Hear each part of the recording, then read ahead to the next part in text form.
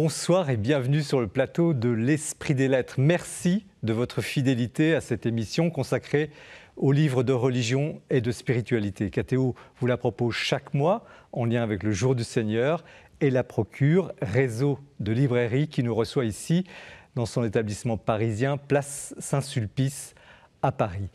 Alors on parle beaucoup de la parole de Dieu. Mais quelle langue Dieu parle-t-il ? L'araméen, le grec, le latin, l'italien peut-être ? Dieu parle-t-il toujours avec des mots ? Il s'exprime peut-être aussi dans le silence. Dès lors, comment interpréter, comment saisir ?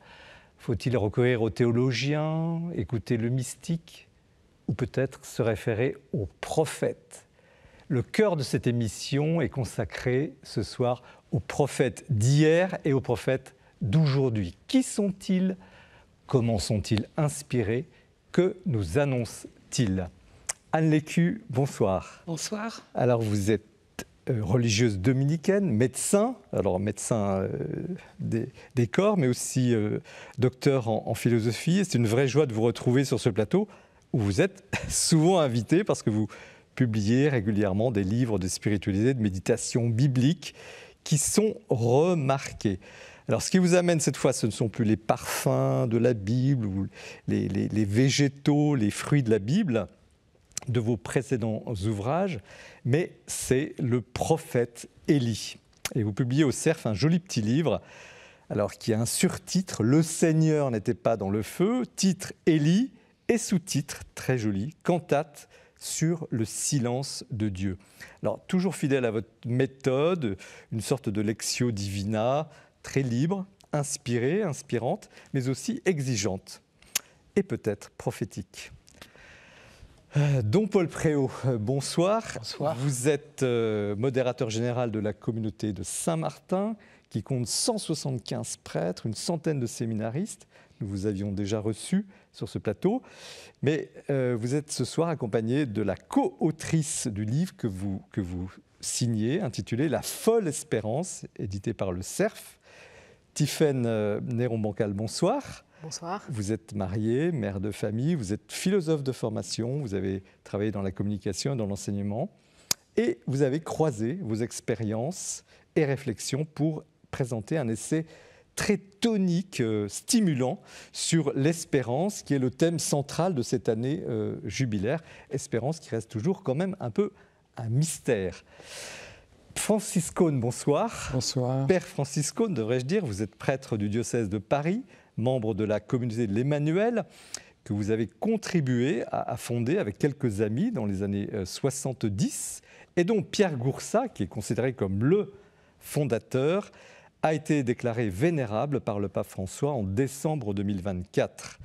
Alors, la communauté charismatique de l'Emmanuel compte aujourd'hui 12 000 membres, 275 prêtres, et c'est l'un des phénomènes les plus remarquables de l'Église de France de ce demi-siècle. Et vous en racontez l'histoire dans la biographie que vous consacrez à Pierre Goursat, publiée aux éditions de l'Emmanuel. Alors, vous êtes assez bien placé pour écrire ce livre passionnant et complet, puisque vous êtes le postulateur de la cause de béatification de Pierre Goursat.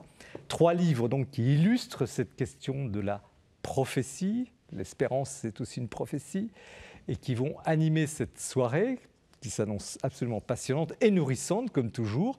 Nous commençons l'émission par un petit tour sur l'actualité du libraire que nous présente Mathilde Mailleux.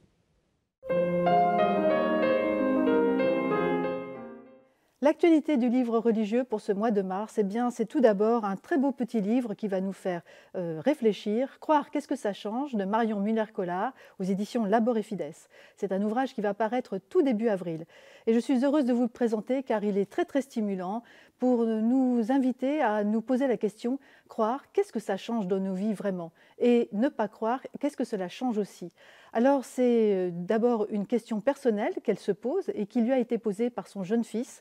Qu'est-ce que ça change de croire ? Pourquoi crois-tu alors que tu as l'air d'être si angoissé ? Cela devrait te remplir de sérénité. Alors elle explore cette thématique, vous allez voir, de façon extrêmement personnelle, mais aussi elle va emprunter d'autres voies comme celui de la philosophie, de la politique ou des sciences qui effectivement interpellent rappelle à chaque fois notre façon de croire. Croire, eh bien, c'est une décision. Croire est un acte de foi, nous dit-elle. Et puis finalement, au fin de cette réflexion, elle découvre et elle nous fait découvrir à quel point, en fait, finalement, en l'homme, il y a toujours ce besoin de croire. Job l'insoumis à présent par Christine Pellistrandi qui publie aux éditions du Cerf une très belle revisitation du livre de Job. Elle prend des personnages fictifs pour cela, elle s'empare de ce récit avec des comédiens qui vont monter une pièce de théâtre autour de Job. Et avec eux, c'est une façon pour nous de revisiter ce livre, de le redécouvrir peut-être et de le faire nôtre à nouveau. Des femmes à présent et de la plus belle des manières avec André Vaucher, immense médiéviste, spécialiste du Moyen-Âge et du Moyen-Âge religieux. Il publie aux éditions du Cerf une très belle monographie de toutes ces femmes religieuses ou laïques qui ont marqué le Moyen-Âge. Elle s'appelle bien sûr Claire d'Assise ou encore Hildegarde de Bingen, mais connaissez-vous Colette de Corbie, Marguerite Kemp, mais aussi Delphine de Sabran, tant d'autres encore qui ont vraiment marqué leur temps par leur spiritualité, par leur élévation, par leur combat aussi. Elles ont été femmes jusqu'au bout des ongles et elles ont marqué leur temps spirituellement. Thérèse de Lisieux, de A à Z, c'est un très bel ouvrage et surtout un abécédaire formidable que vous propose Guy Barret aux éditions du Cerf. Une très belle façon aussi de redécouvrir Thérèse de Lisieux autrement que dans une biographie ou que par une biographie. C'est un livre à la fois d'érudition mais extrêmement accessible et surtout toutes ces entrées nous font découvrir Thérèse de façon à la fois semble-t-il désordonnée mais de façon aussi extrêmement riche et féconde. Vous allez bien sûr redécouvrir les personnages qui ont compté dans sa vie, mais aussi sa spiritualité à travers des entrées bien connues de tout le monde, comme la douceur, la pureté, mais aussi la peur, l'angoisse, et puis cette petite voix qu'elle essaime tout au long de ce livre. Vous allez la retrouver, mais comme mieux que dans un livre, c'est avec un beau coup de cœur que Guy Barret nous invite à redécouvrir cette petite voix. Page d'histoire à présent pour terminer cette sélection avec tout d'abord Nicée, 1700 ans d'histoire par Claire Reggio qui est une historienne et qui publie aux éditions du Cerf. Peut-être le livre qu'il faut lire pour comprendre tout de ce concile. En 325, le concile de Nicée, le premier concile œcuménique, a eu lieu et c'est un concile qui laisse de très grandes traces dans l'histoire de l'Église. Claire Reggio réussit à s'emparer de ce sujet, à nous le rendre très très vivant, à nous faire revivre pour nous les grands duels à la fois théologiques et puis aussi c'est une grande page d'histoire qui se déroule sous nos yeux. Et puis surtout, c'est le concile qui aura vu naître ce fameux credo qui est proclamé dans toutes les assemblées chrétiennes jusqu'à ce jour. Et puis enfin, pour terminer, une très belle bande dessinée publiée par les éditions Plein Vent par Delalande et Riccadonna, les premiers chrétiens, des apôtres aux premiers martyrs. C'est une très belle façon aussi, grâce à un scénario très enlevé et un très beau dessin, de redécouvrir pour les jeunes et les moins jeunes cette première grande page de l'histoire de l'Église. Merci Mathilde pour ce tour d'horizon d'actualité toujours très complet. Bravo aux éditeurs aussi qui produisent et aux auteurs qui écrivent. Alors, Anne Lécu, vous n'êtes pas à votre premier livre. Le Seigneur n'était pas dans le feu. Élie, cantate sur le silence de Dieu aux éditions du Cerf. D'abord, un petit mot sur vous, parce que vous êtes connue, mais tout le monde ne vous connaît pas. On vous sait évidemment religieuse dominicaine, mais aussi médecin de femmes en prison. Vous exercez toujours. Tout à fait. Dites-nous en quelques mots votre quotidien. Alors, mon quotidien, c'est de recevoir des gens incarcérés pour essayer de les soigner de la même manière qu'ils seraient soignés dehors. Alors, qu'est-ce qui vous amène au prophète Élie, si je puis dire? Pourquoi vous intéressez? Vous nous aviez raconté les senteurs de la Bible, la beauté des fruits dans les livres précédents, notamment, parce qu'il y en a beaucoup. Pourquoi le prophète Élie? Alors pour changer un petit peu de genre et pour éviter de continuer sur une lecture transversale et essayer de tenter une lecture en forage sur 6 petits chapitres qui sont les chapitres du livre des rois qui parlent de ce grand prophète de façon très ramassée. Mais pourquoi vous attire-t-il? Alors en fait, c'est un vieil ami, Élie. On compagnonne ensemble depuis fort longtemps. Comment faites-vous pour compagnon avec un J'aime beaucoup ce personnage contrasté. Je me rappelle, alors je ne sais plus si c'était quand j'étais au noviciat ou jeune sœur, mais j'avais choisi le texte d'Élie qui part au désert et qui fait cette sorte de burn-out au désert. comme texte de lecture de mes premiers vœux, je crois, ou de ma prise d'habit, je sais Il plus vous très bien. apparaît moderne? Je crois qu'il est très Actuel. contemporain, très contemporain. Alors, racontez-nous quand même, parce qu'on connaît tous un peu le prophète Élie, mais racontez-nous en quelques mots sa vie, une rapide synthèse. Alors une rapide synthèse, c'est compliqué parce qu'en fait il se passe beaucoup d'événements dans sa vie. Ce qui m'a le plus intéressé, c'est ça qui était mon point de départ, c'était une sorte de contraste entre Élie qui est tout feu tout flamme et qui veut absolument poursuivre les idoles et combattre les idoles de la reine Jézabel, et qui, pour convaincre le peuple que c'est son Dieu qui est le vrai Dieu, organise une sorte de concours de prophètes qu'il gagne haut la main. Alors c'est un texte très drôle, il se moque des prophètes de Baal, Vous le rendez il les très bien d'ailleurs. ridiculise, et donc il réussit à fond son concours de prophètes, le feu du ciel tombe sur l'Holocauste qu'il a organisé, et tout le monde est convaincu que c'est le Seigneur le vrai Dieu. C'est pas du silence, ça. Ah, pas du tout. Et quelques versets plus tard, juste après, évidemment, la reine Jézabel n'est pas super contente de ce truc-là, et donc va poursuivre Élie. Et là, il a une espèce de burn-out où il est complètement découragé. On le retrouve à bout, disant je préfère mourir. Il s'enfonce dans un désert sans prendre son serviteur, sans nourriture, sans boisson. Et finalement, c'est Dieu, via un messager mystérieux, qui va venir lui dire qu'il faut qu'il continue la route et qui va lui donner un petit peu d'eau et un petit peu de pain pour continuer. Il ne va pas continuer d'emblée, mais c'est quand le messager revient, parce que je crois que Dieu revient en fait, que finalement il part dans le désert, et là il va avoir un grand moment de solitude finalement, 40 jours, un peu comme Moïse, et il va découvrir Dieu dans un passage très connu, où on apprend que Dieu n'est pas dans le grand tremblement de terre, il n'est pas dans la tempête, et il n'est pas dans le feu. Et je trouve ce contraste entre le succès d'Élie, qui fait venir le feu, et la découverte que Dieu n'est pas dans le feu, c'est ce contraste-là qui m'intéressait et que j'avais envie de creuser. Alors, parce que du coup, c'est vraiment une critique assez acerbe de nos succès d'apparence. Alors, il y a une chose qui est quand même frappante au début. Vous dites que... est-ce qu'on sait s'il a vraiment existé, que ça pourrait être le livre en tant que tel? D'ailleurs, je souligne au passage que vous citez tout le texte, hein, et vous le commentez, donc on s'y retrouve très bien. Mais vous laissez entendre quand même que ça pourrait être... Alors, je ne sais pas, c'est un langage de théologien, que ça pourrait être une construction, que c'est... Oui, parce que tous les livres bibliques sont une sorte de construction. Ce n'est pas un reportage journalistique de ce qui s'est passé réellement.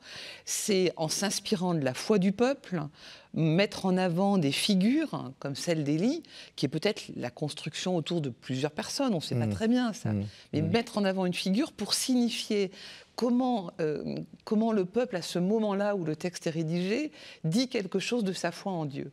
Donc ça, c'est absolument réel, au sens où le peuple est absolument réel. Ce n'est pas du tout une œuvre de fiction, mais c'est une œuvre de théologie, qui est donc une reconstruction de ce qu'on appellerait en littérature un personnage conceptuel, mais qui permet, à travers une grande figure, de dire quelque chose sur qu'est-ce que c'est un prophète, comment Dieu parle aujourd'hui, etc. Alors pourquoi vous insistez à ce point sur le silence? Parce qu'on aurait pu préférer le fracas, la réussite au début, mais vous êtes... en fait, le livre veut dire que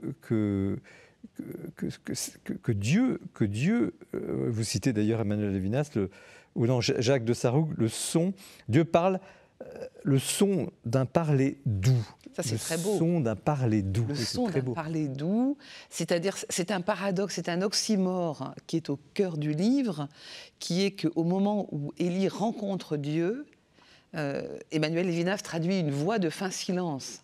Le son d'un parler doux, c'est-à-dire c'est à la fois une voix et c'est à la fois un silence.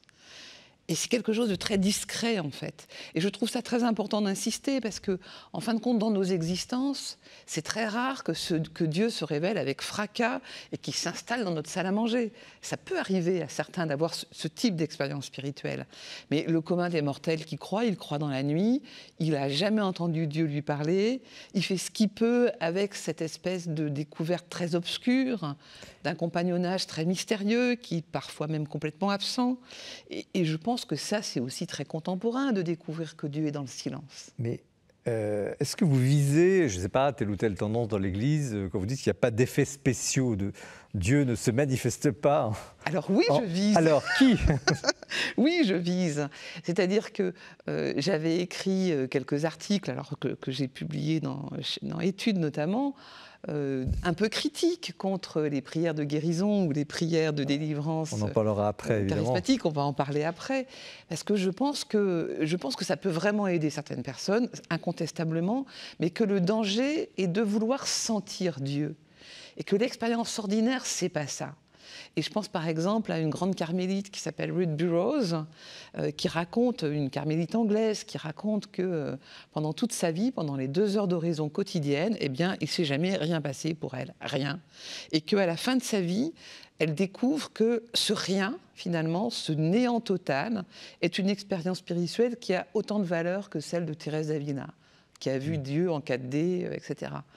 Donc, à un moment donné, je pense que ça fait du bien aussi d'encourager les gens à se dire ne rien éprouver dans la foi, ce n'est pas ne pas croire. Enfin, c'est aussi croire, finalement. Et c'est aussi espérer.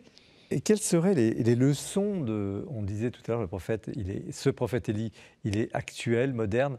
Quelles sont, au fond, les leçons que vous avez tirées de cette méditation? Parce que ce n'est pas une étude de théologie, je vous rassure.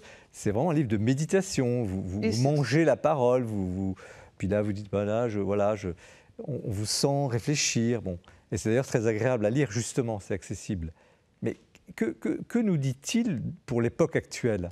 Alors déjà, je pense qu'en écho à ce que vous dites, il nous dit, j'ai lu des pères de l'Église aussi qui ont commenté Élie, et ils discutent avec lui, ils ont envie de le secouer un peu, de lui dire, mais attends, tu ne vas pas rester dans ton désert éternellement, etc. Donc je pense que les pères de l'Église, ils nous disent une première chose importante, que nous avons à rentrer dans le texte, à discuter avec Élie, à aller à sa rencontre, en fait. Et je crois que la Lectio Divina dans la Bible, c'est ça, c'est devenir ami avec les personnages. Il y en a qu'on va aimer, il y en a qu'on ne va pas aimer. Maintenant, si vous aviez à résumer, à dire, voilà, j'ai 3 leçons majeures ou 5 leçons, est-ce que c'est justement pas du genre d'Élie de donner des leçons? Non, quand même, alors, il Élie, prévient. déjà, je pense qu'une des leçons de l'ensemble du livre, c'est que c'est un long processus de maturation dans la foi qui ne se fait pas d'un coup. C'est comme s'il y avait les âges de la vie spirituelle. Élie adolescent, Élie jeune adulte, avec la veuve de Sarepta, Élie dans la force de l'âge, avec son concours de prophète, Élie qui devient enfin sage quand il découvre qu'il n'est pas meilleur que ses pères. Ça, c'est une vraie leçon. Je ne suis pas meilleur que mes pères. Ça, je trouve qu'on a tous aussi à se redire ça, en fait.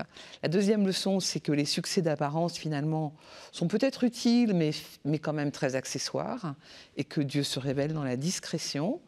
La troisième leçon, ce serait la force d'Élie dans son combat contre les idoles. Et les idoles, parfois, ce sont nos manières de faire et nos manières de croire.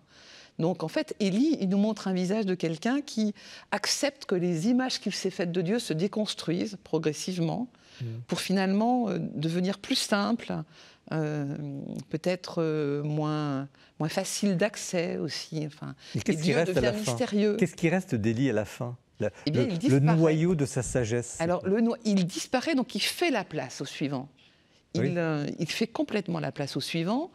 Et je pense que Élie, il nous apprend qu'un prophète, c'est aussi celui qui s'efface, y compris il est quand même très présent dans le Nouveau Testament. On parle beaucoup il s'efface, il est quand même à côté de Dieu, carrément, sur le mont Tabor. Alors, sur le mont Tabor, il est avec Jésus et Moïse.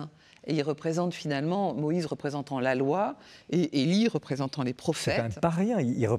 Qui est Élie, au fond, par rapport à tous ces autres prophètes? C'est le premier grand prophète, les autres vont suivre. C'est la première personne qualifiée de prophète dans cette époque où, en fin de compte, les royaumes, à la suite de David, qui avait réussi à unifier les 12 tribus d'Israël, Salomon a continué un peu, puis ça ne s'est pas très bien terminé. Et puis, les 12 tribus vont se séparer, vont se faire la guerre. Et Élie, il est du royaume du Nord, donc de Sud. Oui. Et il aimerait bien que tout le monde se réconcilie aussi. Donc, c'est aussi une figure de... parce que quand il fait son concours de prophète, il y a un moment très touchant où il fonde l'autel sur 12 pierres pour signifier que c'est bien les 12 tribus, y compris celles qui ne sont pas là, qu'il veut réunifier dans ce sacrifice. C'est très joli, ça. Mais qu'est-ce qu'un prophète, au fond? Alors, un prophète, je crois d'abord que c'est quelqu'un qui ne sait pas qu'il est prophète. Oui, parce que vous dites, on l'a nommé prophète, comme on a dit tu es prophète. Alors lui, au début, il arrive, il parle, il ne dit pas je suis prophète. D'ailleurs, il parle et il dit qu'il va se passer un truc, Dieu ne lui a pas parlé. On ne sait même pas d'où il vient, d'où il tient son intuition, qu'il va y avoir une sécheresse pendant tant de temps. Je crois qu'un prophète, c'est quelqu'un qui ne sait pas qu'il est prophète, qui ne veut pas être prophète, qui est prophète malgré lui, et qui l'ignore, mais c'est quelqu'un qui, non pas qui annoncerait l'avenir, mais qui voit les choses et qui est capable de voir ce qu'il voit, comme dit Peggy. Mais un prophète de malheur. C'est difficile de voir ce qu'on voit. Un prophète de malheur, on a l'impression qu'il n'annonce que des... Alors, un prophète de malheur, parfois le prophète, on lui reproche d'être prophète de malheur. Et là, en l'occurrence, le prophète, c'est celui qui dit ce qu'il voit, y compris si ça ne plaît pas au peuple. Mais qui le voit et qui le dit. Et quand il annonce ce qu'on pourrait croire comme étant un malheur, il l'annonce non pas parce que ce serait une malédiction qui aurait un effet immédiat. Il voit qu'il va arriver un malheur et il le dit au peuple pour que le peuple se convertisse et qu'il évite le malheur.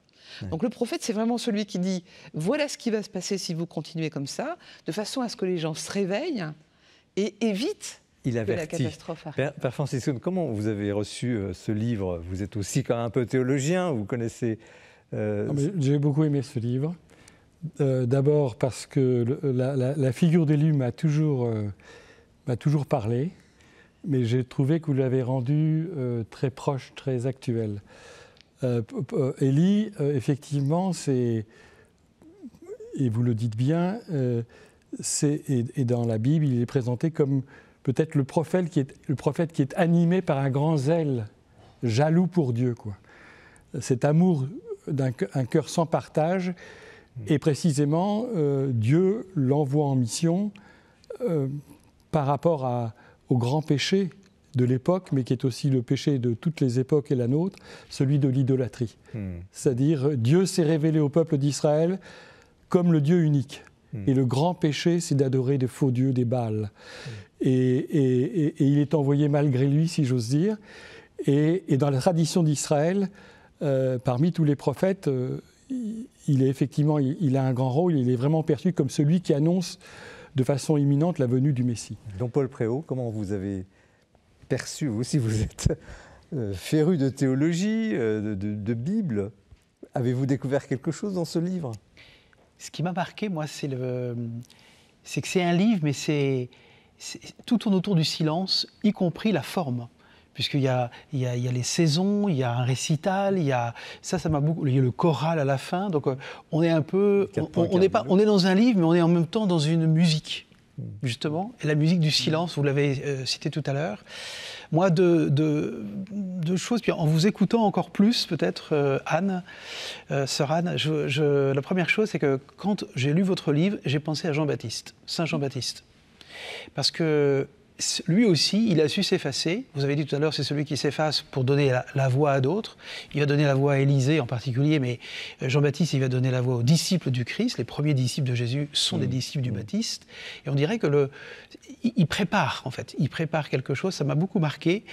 Deux choses qui m'ont marqué particulièrement dans votre livre, ça touche au thème de notre propre livre avec Tiphaine, c'est sur l'espérance. Et si je peux me permettre, ce petit passage qui m'a marqué quand vous dites quand tout est perdu, crier vers Dieu et le sommet d'agir, c'est le commencement de l'espérance. Et ça, c'est très beau que ça vient en creux, en fait. Et de fait, le burn-out, j'ai trouvé ça très intéressant, ce rapport avec ce qui est quand même un thème très, très actuel. Et de relire le prophète Élie avec des thématiques qui sont très modernes, je dirais. C'était audacieux et stimulant. Tiphaine Néron-Bancal, comment vous avez, vous, comme laïque, perçu cette histoire des livres que vous connaissez sans doute? Oui, moi je connais un petit peu, mais je ne suis pas une experte non plus. Mais j'ai été touchée, moi, par le caractère méditatif du livre. Et ce que j'ai beaucoup aimé, c'est de découvrir ce prophète, qui est aussi un pèlerin et qui se laisse conduire par Dieu. Effectivement, par rapport à l'espérance, l'espérance, c'est une mise en mouvement. Donc, on est invité, comme Élie, à se laisser conduire par par Dieu et ne pas, comment dire, avoir peur d'affronter le désert et le silence. Alors le silence, est-ce que par hasard on parlerait trop dans la liturgie, dans l'Église, dans la prière? C'est un peu sous-jacent quand même au livre. Le silence, c'est quand même la condition nécessaire pour parler. C'est-à-dire qu'avant de parler, il faut quand même qu'on se soit un petit peu tu. Je pense que c'est d'autant plus vrai dans la lecture de la Bible, où la Bible, elle n'est pas un livre de réponses, mais un livre de questions qui nous sont adressées. Et pour entendre ces questions-là, il faut parfois se taire un peu. Alors, Père Cohn, tout à l'heure, on a un petit peu abordé la question de la prière charismatique. Alors, je ne vais pas te faire un débat, mais quand même, ça intéresse beaucoup de monde. Est-ce que dans cette prière, peut-être trop sensible pour certains, est-ce qu'il y a une part de silence malgré tout, ou quelle est la place du silence? La place du silence, elle est essentielle. Dans le livre sur Pierre Goursat, c'était un homme de prière et de silence avant tout. Hein. Oui. Et être charismatique, c'est se laisser conduire par le Seigneur. Et le Seigneur, il agit comme il veut. Donc, à la fois, il peut se manifester dans des théophanies, dans le fracas, mais vous avez raison, ce qui est très beau dans votre livre, c'est que vous montrez bien le cheminement intérieur qu'il fait faire à Élie et qui est nécessaire à chacun d'entre nous, se dépouiller de tout ce que nous croyons savoir sur Dieu. C'est ça le grand péché. Et finalement, se laisser dépouiller, notamment, et vous expliquez très bien, à travers aussi de très belles citations, que finalement, on commence à connaître Dieu quand on comprend qu'on ne le connaît pas. Et donc, là, ça rejoint le silence. Parce que finalement, Dieu parle par de multiples façons, et par la parole de Dieu, mais effectivement, c'est dans le silence intérieur et uniquement dans le silence qu'on peut l'accueillir. Dans Paul Préau, toute vraie prière, y compris ce qu'on appelle les prières charismatiques, si elles ne sont pas fondées profondément sur une contemplation personnelle, etc., effectivement, c'est du vent. C'est pas... Dans Paul Préau, il y a aussi la polémique sur la question de la liturgie, où on dit qu'il n'y a pas assez de silence, et vous êtes de ceux qui, en tout cas, œuvraient pour une liturgie classique, mais aussi où il y a une place importante pour le silence. Est-ce qu'on a perdu le silence dans l'Église catholique? Peut-être d'abord dans la société en général. On est une société hyper bruyante, comme le disait saint Paul VI, hein, où il y a beaucoup de bruit quand même dans notre monde. Tout le monde a, je voyais là dans les moyens de transport, tout le monde avec son casque, on le sait tout ça. Et c'est vrai que dans la liturgie aussi, le Concile Vatican II par exemple, dans la Constitution sur la liturgie, recommande particulièrement le silence. Et je pense que ça serait de bonne loi qu'après chaque lecture, on ait un temps de respiration, parce qu'on entend la lecture, on passe au psaume, on passe à Alléluia, et on n'a pas beaucoup le temps de s'asseoir. Et on met beaucoup l'accent, par exemple, sur l'homélie. Nous, en tant que prêtres, ça nous met la pression. Mais je me dis, est-ce que c'est vraiment l'homélie qui est le plus important? Elle devrait être là juste... On devrait s'effacer devant le texte et puis aider les gens à entrer, enfin les fidèles, pardon, à l'assemblée, à entrer plus dans ce qu'est en fait la parole de Dieu. Ouais. C'est sûr que c'est un exercice où on a encore beaucoup de chemin. Ouais. Alors, j'annonçais tout à l'heure qu'on parlerait des prophètes d'hier et d'aujourd'hui. Et je pose la question aux quatre, et je commencerai peut-être par vous, Tiphaine, Néron Bancal. Où sont les prophètes d'aujourd'hui? Parce que on en a eu peut-être, on a cru en connaître, puis il y a eu malheureusement dans l'histoire récente de l'Église des énormes problèmes des catastrophes sur ce qu'on pensait être. Et puis bon, je ne nommerai personne, mais voilà. Où sont les prophètes aujourd'hui? C'est une excellente question. Où sont les prophètes aujourd'hui? Moi, je dirais que dans la littérature, on en trouve pas mal, parce que la littérature permet de prendre ce recul sur la société, sur ce que les contemporains vivent. Quel serait pour vous le prophète, alors, dans la littérature, ou celui qui, justement, peut-être vous inspire? Alors, on parlait tout à l'heure de rencontres. Moi, j'ai fait une vraie rencontre avec Michel Houellebecq, aussi surprenant que ça puisse paraître, parce que c'est un auteur qui est assez... Oui, caustique. décrié et qui Ouais. peut susciter le scandale. Mais je trouve qu'il a une vision extrêmement perçante de notre société et de nos travers, qui n'hésite pas à nous mettre sous le visage en disant regardez. Anne Lécu, vous êtes d'accord? Vous vous êtes confronté à un monde très dur, celui de la prison. Alors moi, je pense que c'est une question impossible de dire quels sont les prophètes aujourd'hui, parce que c'est seulement long. dans l'après-coup qu'on va retrouver des prophètes. Bah, Vraiment, justement, vraiment. est-ce qu'on ne Ah, cherche pour moi. pas des prophètes? On a Mais oui, besoin mais de prophètes. pourquoi est-ce que... En fait, c'est un phénomène de starisation. On a besoin de stars. Mais pourquoi? À quel moment on a besoin de stars? Moi, je ne suis pas certaine qu'il faille chercher les prophètes. Sinon, on risque tout le temps d'être déçu. En revanche, à rebours, se dire, il y a 50 ans, Jacques Ellul, quand il écrit sur la technique, eh bien, il écrit avec une vision qui, aujourd'hui, on peut valider en se disant, purée, il avait vraiment vu les choses. Il les a vues, il les a dites. Mais c'est dans l'après-coup, c'est 50 ans plus tard qu'on peut se dire ça. Le prophète, c'est l'anti-star, au fond. Je pense que le prophète, encore une fois, il ne sait pas qu'il est Père prophète. Cohn? Ben, je suis d'accord. Je pense que quelqu'un qui chercherait à être prophète, par définition, n'est pas prophète. Et ceux qui sont prophètes d'une façon ou d'une autre sont ceux qui, précisément, on peut être prophète même sans connaître Dieu, mais ceux qui, dans l'Église, ou qui cherchent, sont ceux qui se sont laissés mouvoir par Dieu, qui l'ont rencontré, et qui n'ont pas cherché du tout à l'être. Et qui, précisément, et ça aussi, c'est, vous le dites bien, dans ce cheminement de préparation, de purification, finalement, c'est l'humilité qu'il faut recevoir. Ouais. Et donc, les vrais prophètes, précisément, c'est l'anti-gourou, c'est l'anti-prophète. Jean-Paul Préau? Oui, moi, quand vous m'avez dit ça, j'ai pensé à la parole de Jésus. Vous êtes la lumière du monde, vous êtes le sel de la terre. Et je me dis, nous sommes tous un peuple de prophètes. Tous. En quel sens? Que tous, on doit rejoindre la vérité de ce que nous sommes en acceptant ma fragilité, ma pauvreté. Quand Dieu dit à Élie, sors et viens me rencontrer, Élie, il sort. Vous dites que la prière est une sortie de soi, c'est-à-dire une sortie de ce que je crois être, en fait, pour accéder à quelque chose, en fait, au regard que Dieu pose sur moi, à la vérité de ce que je suis. Et pour moi, quand je fais cette démarche-là, dans l'humilité, mais dans la vérité aussi, d'une certaine façon, je suis prophète. Et je pense que tout le monde... Les deux mots sont importants, vérité et humilité. Merci à tous les quatre et merci à Anne Lécu pour ce beau livre, il faut le dire. Je ne devrais pas le dire parce qu'il ne faut pas faire de différence entre les livres, mais il est attachant cet Élie. Le Seigneur n'était pas dans le feu.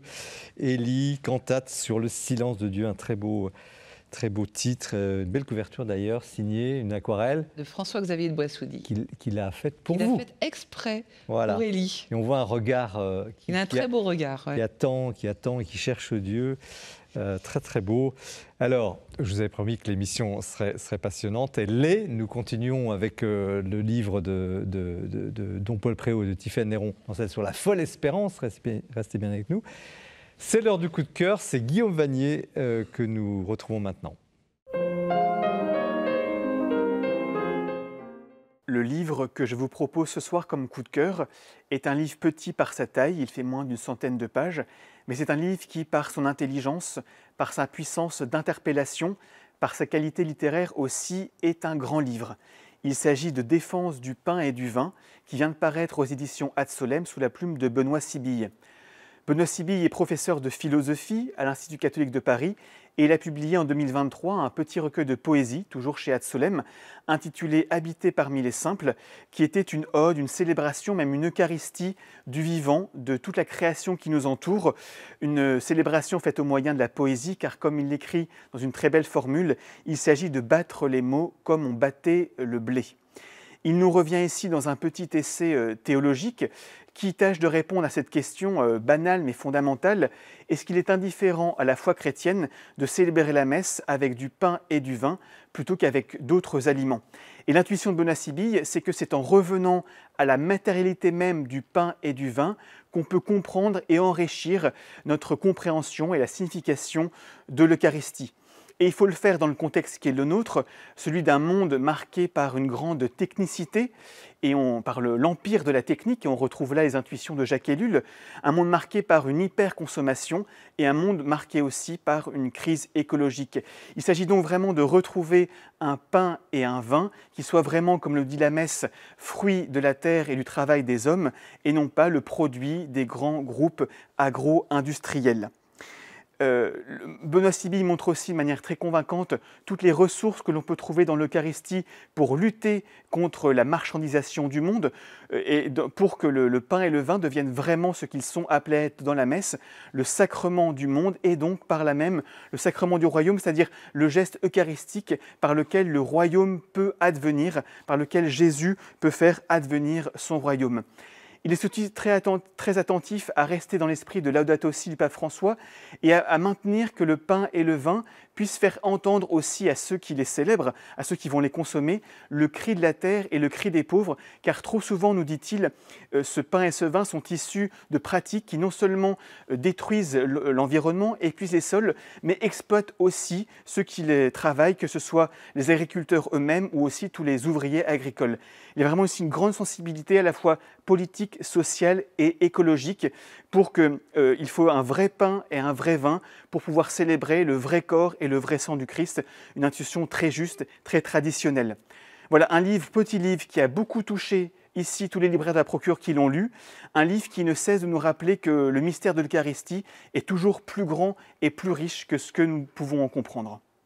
Merci Guillaume pour cette évocation. Nous poursuivons l'émission avec le livre coécrit par Don Paul Préau, qui est le supérieur des frères de Saint-Martin, modérateur, et Tiphaine Néron-Bancel, aux éditions du Cerf. Alors la couverture est très simple, très percutante, La folle espérance, comme le livre d'ailleurs, un livre très, très stimulant sur l'espérance. D'abord, un mot sur vous, enfin, c'est incroyable. Vous êtes un clerc, vous portez la soutane, puis vous êtes une femme mariée, etc. Qu'est-ce qui fait que vous êtes arrivé à écrire ce livre à 4 mains? Oui, à 4 mains, oui. Comme on jouerait du piano. En fait, ce livre, c'est le fruit d'une conférence que j'ai faite aux recteurs de sanctuaires en France. Et parmi les recteurs, il y avait des dominicains qui m'ont qui m'ont vendu, entre guillemets, à l'actuel directeur des éditions du Cerf.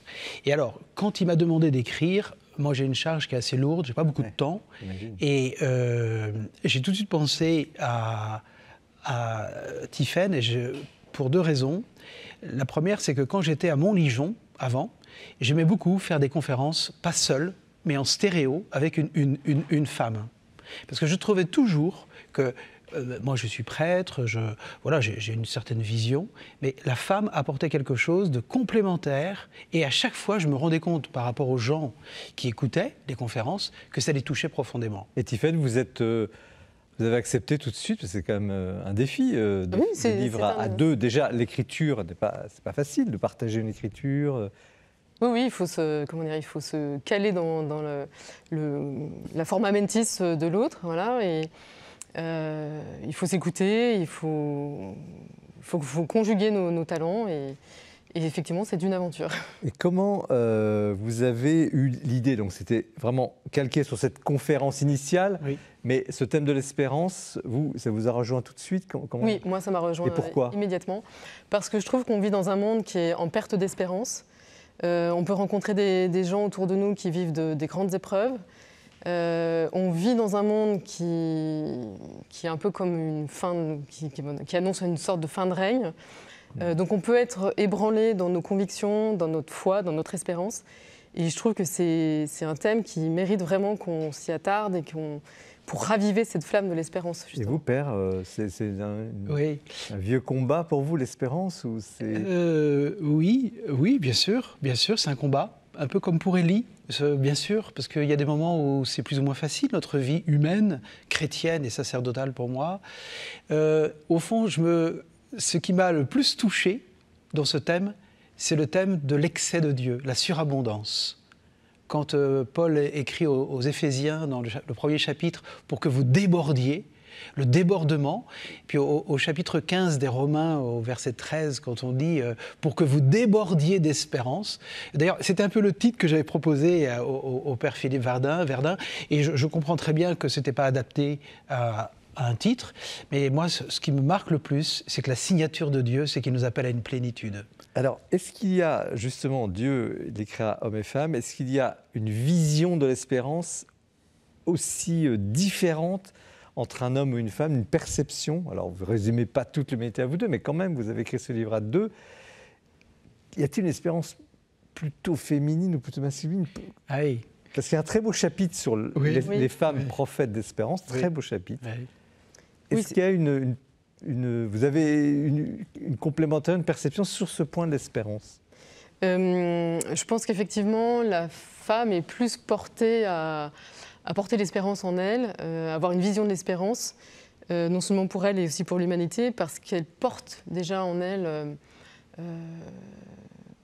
une certaine fécondité par la maternité, mais pas forcément par la maternité, mais en tout cas, elle est plus inscrite dans le temps et elle voit peut-être plus ce qui sera, en fait.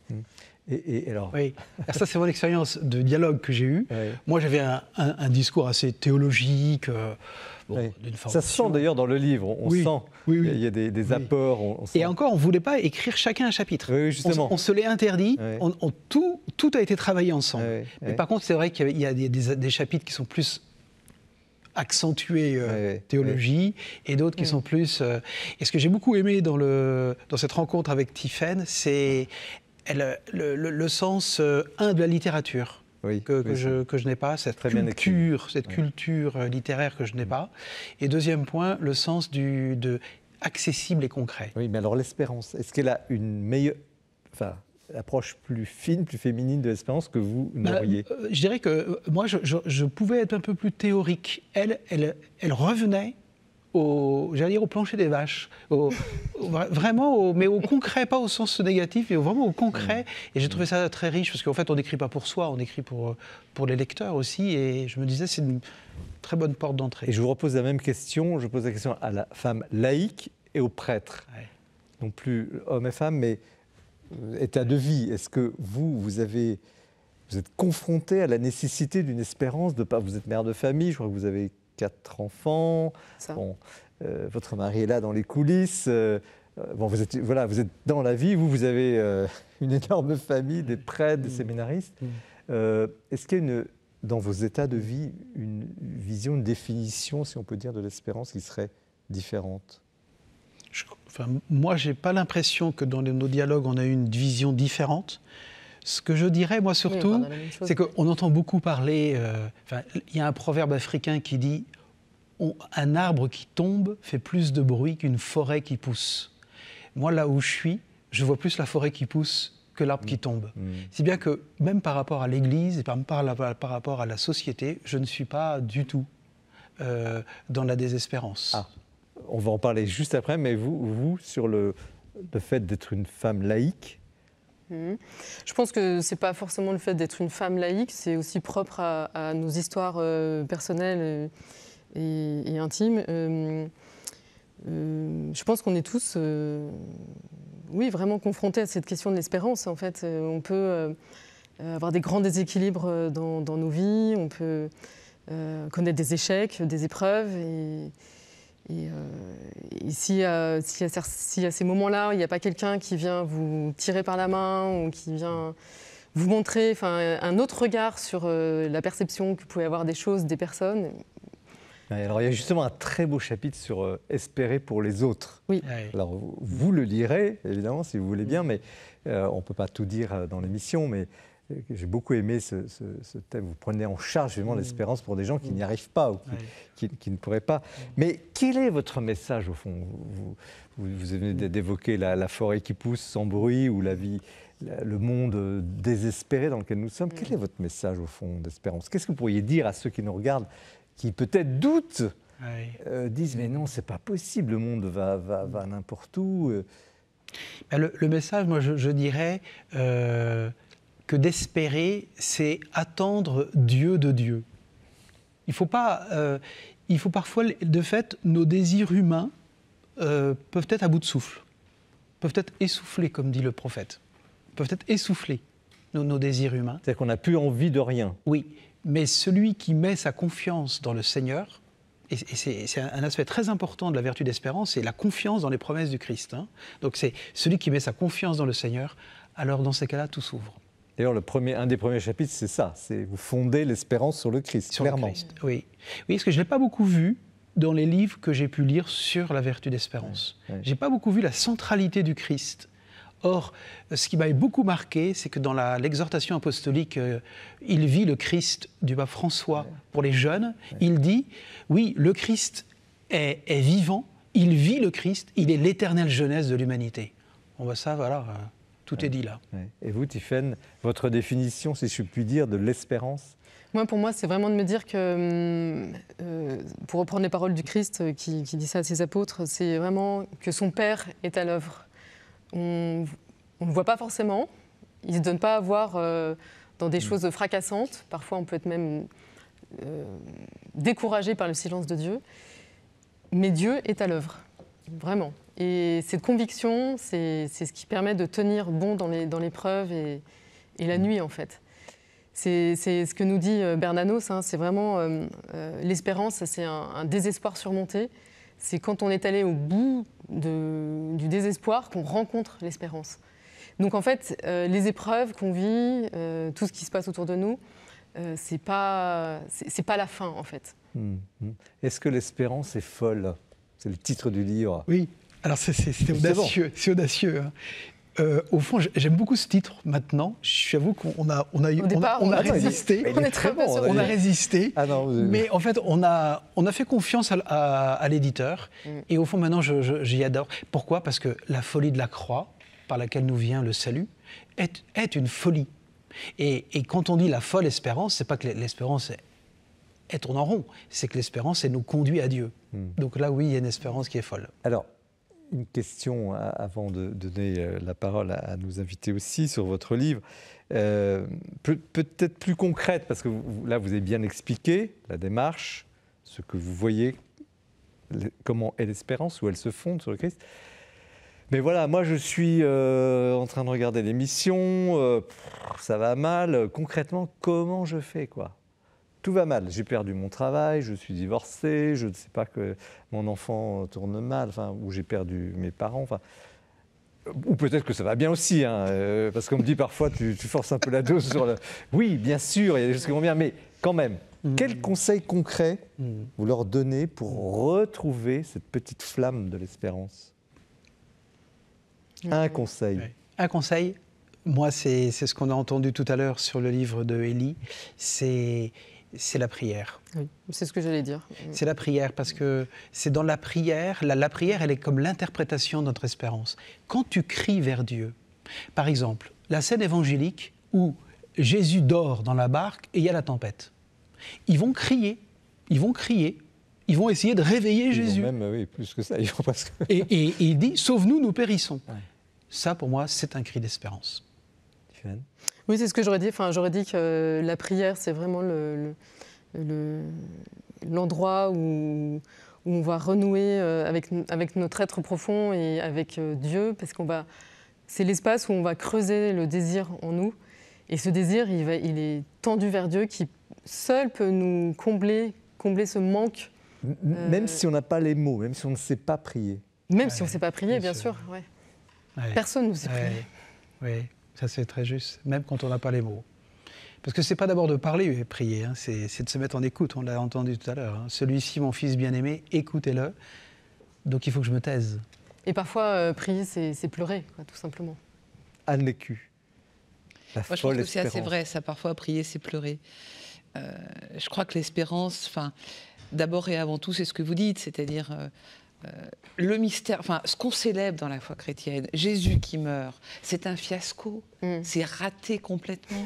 Donc les gens qui ont l'impression que leur vie elle est ratée, ou qui n'ont pas l'impression, qui peuvent légitimement dire, qui sont, moi je vois les détenus que je côtoie, qu'ils ont une vie toute cabossée, toute cassée, je pense que de se dire que le Christ a une vie ratée, en vrai, et que ses amis l'ont tous laissé tomber. Il est condamné par une collusion du pouvoir politique et du pouvoir religieux, et ça se termine mal à 33 ans. Voilà. Donc c'est de ce côté-là du monde qu'il accepte d'être. Il accepte de mourir, même pas comme un prophète pour le coup, mais comme un pauvre type entre deux bandits hors de la ville. Donc il accepte de rejoindre l'humanité jusque-là. Donc de fait, je pense que quelqu'un qui est désespéré, et je comprends qu'aujourd'hui on puisse vraiment l'être, enfin, il y a beaucoup de motifs d'inquiétude, ne serait-ce que sur le plan politique et autres, il y a beaucoup de motifs d'inquiétude. Effectivement, enfin, on a le droit de dire qu'on n'y arrive pas, qu'on ne comprend rien, et je pense que ce que vous dites sur la supplication, c'est vraiment de dire à Dieu, maintenant il faut que tu agisses, parce qu'on ne va pas y arriver, quoi. Et là où je suis un peu en Alors on va y venir désaccord... juste après. Je vais avoir l'avis du Père Francis Cône sur le livre, comment vous avez reçu ce livre. C'est un très beau livre qui vient à point en cette année de l'espérance. Moi, j'ai beaucoup aimé beaucoup d'aspects. Le fait que vous insistiez beaucoup sur l'importance du désir humain et en même temps, et là aussi ça rejoint l'expérience d'Élie et de toute vraie vie spirituelle, que ce désir humain doit se laisser purifier. Parce que précisément le catéchisme de l'Église catholique explique bien que la vertu d'espérance, c'est nos espoirs humains qui sont ordonnés au royaume de Dieu, au bien suprême, comme vous le dites. Et donc, à la fois, nos désirs humains, quels qu'ils soient, mais ce désir qui se laisse façonner, travailler. Mais on est en droit de demander, parce que souvent on dit espérance, mais on demande quelque chose quand même, secrètement. Oui, mais ça n'empêche pas de demander. On attend des résultats sur le désir, ça n'empêche pas de demander. Mais précisément, l'espérance chrétienne, c'est opérer, se laisser conduire là aussi, et j'ai beaucoup aimé ce thème du débordement, où vous dites bien que c'est le débordement de l'Esprit Saint qui nous fait découvrir l'amour de Dieu et qui suscite en nous cette espérance. Et comme vous le dites bien, ce n'est pas une espérance en une idée, c'est une espérance en une personne, le Christ. Et si le Christ est mort, et il est mort, et effectivement c'est un échec, mais n'oublions pas que sa vie ne s'arrête pas au vendredi saint et samedi saint et qu'il est ressuscité. Et que précisément ce que vous dites bien, en tout cas à travers les lignes, c'est que la croix, c'est-à-dire les souffrances, les épreuves que tout être rencontre d'une façon ou d'une autre, est un scandale. C'est-à-dire qu'on ne peut jamais l'accueillir joyeusement, mais que précisément tout ce travail intérieur que l'Esprit Saint et que Dieu peut faire en nous, c'est que la folie de la croix, c'est de donner un sens à cette épreuve.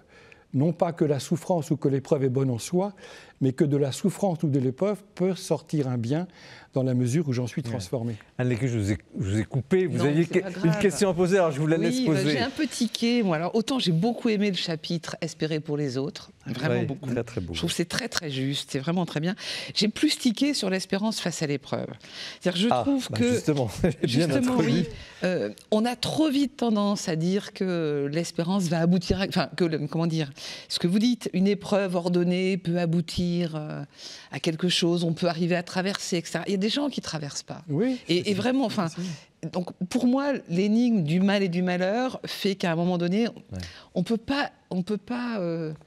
risque toujours d'être comme le quatrième habit de Job, qui va trouver une souffrance éducative, enfin un aspect éducatif à la souffrance. Et Dieu va dire, seul mon serviteur, Job a bien parlé, seul celui qui ne cherche pas à expliquer quoi que ce soit sur la souffrance parle bien. Et donc du coup, j'ai un peu tiqué quand vous dites... la vraie posture face à l'épreuve ne consiste ni à fuir, ni à se révolter, mais à la traverser. Et bien, si on a le droit de se révolter, on a le droit de dire à Dieu, écoute, c'est pas juste. Et ça, je trouve... On a le droit, mais c'est une attitude qui implique un sursaut. Je pense qu'on a le droit de le dire. D'ailleurs, je vous l'ai dit, on a le droit de crier, on a le droit même de dire « je ne comprends pas ». Ça, je pense que le cœur de Dieu est tellement large qu'il comprend. Mais par contre, n'en reste pas là. N'en reste pas là. Continue ton chemin. Vous dites ça à qui? À celui qui souffre ou à Dieu? Vous lui demandez d'intervenir? À moi d'abord. Je me le dis à moi-même. Dans mes épreuves, je dis ne reste pas là. Parce que sinon, ça peut être presque narcissique. Tu regardes ta souffrance pour elle-même. De fait, la souffrance est un mal. La souffrance n'a pas de sens en soi. La souffrance, elle est injustifiable. Le seul qui ne l'a pas expliqué mais traversé, Jésus, il l'a traversé par contre. Oui, mais vous dites, Anne, que parfois, pour certains, c'est c'est pas possible. C'est-à-dire que je pense que ce que vous dites, on peut se le dire à soi-même, Oui. et on ne peut même pas en témoigner à d'autres, parce que ce serait infliger à d'autres le fait que soi-même, on a traversé une épreuve, Oui. alors que celui qui est en face, peut-être, n'y arrive pas. Oui. Donc, qu'on se dise à soi-même, je ne dois pas en rester là, je vais essayer de traverser, admettons, mais je me le dis à moi. Oui. Je ne peux pas le dire et je ne peux pas l'écrire, en fait. Parce que, pour d'autres, je pense que ce n'est pas audible. Et c'est vrai que la situation de l'épreuve, elle est toujours tellement, tellement compliquée. Moi, j'ai encore vu des gens cette semaine qui vivent des choses mais tellement graves et tellement dingues qu'il n'y a rien d'autre à dire qu'à supplier pour eux. Et c'est là où c'est espérer pour les autres. Et là, ce chapitre-là, il est essentiel parce que, précisément pour ceux qui n'arrivent pas à espérer, notre devoir, pour le coup, de chrétien, c'est d'espérer pour le monde, d'espérer pour ceux qui ne savent pas qu'il y a cette espérance, qui ne croient pas en Jésus-Christ. Ça ressort bien, ça ressort bien dans Et le livre. complètement. Et ça ressort complètement Oui, mais je pense dans le qu'il faut les, chapitre-là. si je peux me permettre, Soran, Don il faut Paul les deux. Non, mais oui. Il faut les deux, parce que quand on regarde bien quand même celui qui veut être mon disciple, qui prenne sa croix et qu'il me suive, ça fait partie aussi de la vie, l'épreuve. Alors je comprends bien le quatrième ami de Job, hein, mais je pense quand même qu'il ne faut pas avoir peur de le dire, même si... Dire quoi précisément? Dire que la croix, on doit l'assumer? Oui. D'une certaine façon, la part de souffrance que je vis, je ne peux pas, c'est pas moi, la vivre comme un désespéré. Parce que vous êtes chrétien. J'ai le droit de souffrir, j'ai le droit de le crier, mais je sais qu'il y a quelqu'un qui est avec moi. Oui, parce que vous êtes chrétien. Ah ben bien sûr. Parce que justement, dans ce cas-là, c'est des gens qui ne sont pas chrétiens. Et tout à fait. Et c'est pour ça que je n'ai pas dit que c'était la seule unique solution pour tout le monde. Mais je parle en tant que chrétien, bien sûr. Oui. Et je pense qu'il y a des chrétiens pour qui c'est très compliqué, ça. Oui. C'est très compliqué. C'est pour ça que face à, par exemple, le monde carcéral ou même le monde de la souffrance, moi je l'ai accompagné pendant 15 ans à Montligeon, hein, parce que le monde du deuil, c'est encore pire, hein, le suicide et tout. Mais je pense que...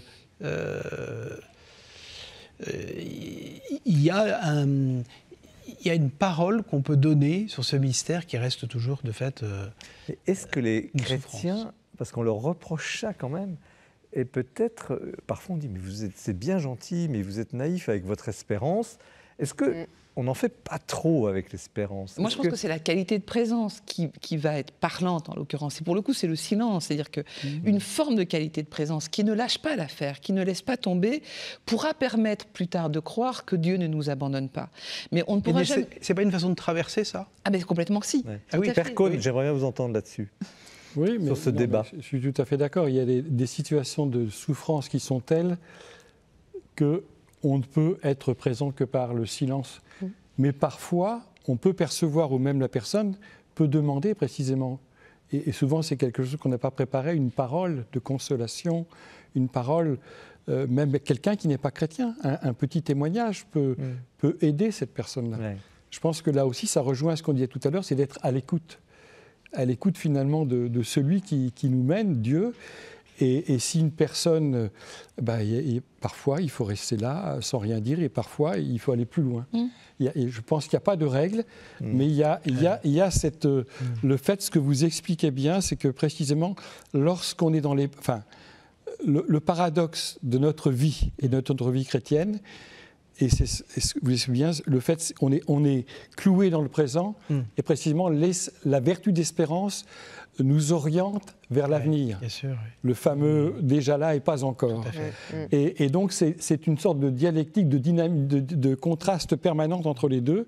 Et donc on est à la fois englué parfois dans nos misères, dans la souffrance des autres, et notre mission de chrétien, mais sans, tout simplement, parfois par la présence et le silence, c'est de pouvoir, si l'occasion se présente, eh bien, d'aider la personne précisément à regarder plus loin, parce que la souffrance, elle fait partie, une fois encore, de la vie à tous, de tous les êtres humains, et c'est la présence de Dieu et du Christ mort sur la croix et qui nous aime, qui peut nous aider à aller plus loin. Et même ceux qui ne le connaissent pas, eh bien Dieu les aime autant que ceux qui le connaissent. Merci de ce témoignage. Ça passe trop vite ce soir, c'est trop passionnant cette émission. Une dernière question, je la pose à chacun. Je n'osais pas c'est donner la parole, pardonnez-moi, mais vous allez me dire, s'il vous plaît, et nous dire à tous ceux qui nous regardent, Quelle est votre espérance en quelques mots, vraiment très courts? Quelle est votre espérance, Père? Comme ça, moi, mon espérance, c'est Dieu est Dieu. Et si Dieu est Dieu, et un Dieu qui est proche de nous et qui nous aime, eh bien, malgré toutes les difficultés, alors elles sont réelles, hein, elles sont énormes, difficultés dans le monde, dans la vie sociale, dans l'Église, dans nos vies personnelles, mais Dieu est Dieu, il nous aime. Alors si nous nous confions à lui, nous n'avons rien à craindre. C'est ça l'espérance. Tiffaine, votre espérance? Moi, mon espérance, c'est... il y a une phrase qui m'a beaucoup marquée dans ce qu'on a écrit, c'est qu'as-tu fait de ton frère? Mon espérance, en fait, c'est vraiment d'arriver à accueillir l'autre et de voir vraiment le Christ en lui. Un écu? La parole de Saint Jean au chapitre 3, « Je ne suis pas venu pour juger le monde, mais pour que le monde soit sauvé. » Don Paul Préau, vous avez le mot de la fin sur votre livre Cole. Moi, ce serait, mon espérance, c'est le Christ, et en particulier le fait qu'il est victorieux de la mort. Merci. Merci à vous deux, hein, co-auteurs, donc Don Paul Préau, Tiffaine Néron-Bancel, sur La folle espérance. J'aime beaucoup ce titre, Au cerf, un livre stimulant. Nous poursuivons l'émission avec le livre du père Francis Caunes. Restez bien avec nous sur Pierre Goursin, un personnage absolument étonnant, fondateur de la communauté de l'Emmanuel. Mais c'est l'heure du portrait et on retrouve avec grand plaisir et attente Jean-François Rode.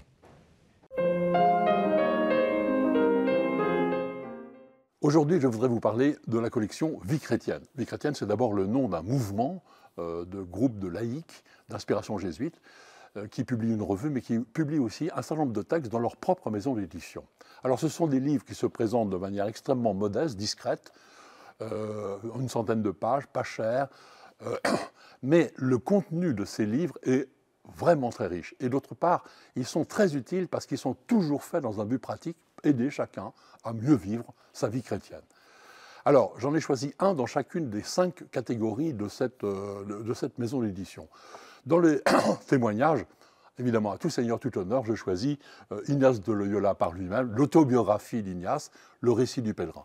Il ne voulait pas trop la rédiger, pour ne pas se mettre en avant, mais ses compagnons l'ont obligé, en quelque sorte, à raconter son expérience à un jésuite qui avait une grande mémoire et qui, après la promenade, après le déjeuner, remontait très vite, notait ce que Ignace avait dit. Et ça nous donne une autobiographie. On n'en a pas beaucoup d'autobiographies des grands saints, c'est d'autant plus précieux. Dans le domaine de la spiritualité, eh bien évidemment, je choisis la synthèse « La spiritualité ignatienne » du père Jean-Claude Dautel. Si vous voulez connaître la manière propre des jésuites, leur façon d'être, leur méthode, eh bien prenez ce petit livre. Et autour de cette spiritualité ignatienne se sont rassemblés beaucoup de gens aujourd'hui qui cherchent en fait à trouver la volonté de Dieu dans la disposition même de leur vie, dans l'usage de leur liberté.